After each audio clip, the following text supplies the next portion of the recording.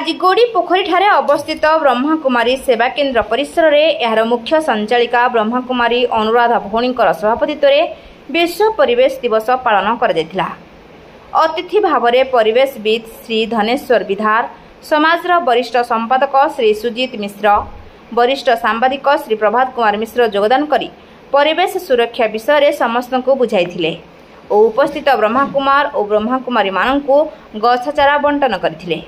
ब्रह्मकुमार जयकृष्ण भाई वृक्षरू फूल फल छाई काठ और अम्लजान मिलुथिबारु वृक्षर उपकारिता और महानता विषय में कहिथिले। ब्रह्मकुमारी रमा भौणी उपस्थित अतिथि मानू पुष्पगुच्छ, तिलक, उत्तरीय और ईश्वरीय उपहार प्रदान करथिले। भगिनी रचना राणी हरिचंदन ईश्वरीय संगीत गान करथिले। तापरे खोर्धा सहरर उपकंठ अर्जुनपुर ठारे अवस्थित 6ठ भारत रिजर्व बाटालियन परिसर में कमांडेंट श्री बसंत कुमार नायक, 3 जन डेपुटी कमांडेंट, 2 जन असिस्टेंट कमांडेंट, 10 जन कनेस्टेबल, 10 जन ओड्राफ और ब्रह्मकुमारी खोर्धा सेवा केन्द्र भाई भौणी माने मिसी बेल, कृष्णचूड़ा, आंब, हरिडा, पणस, कदम्ब इत्यादि वृक्षरोपण करथिले।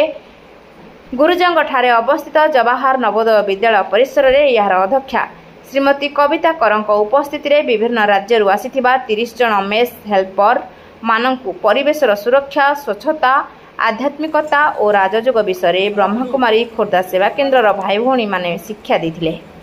ब्यूरो रिपोर्ट ट्रैक खबर।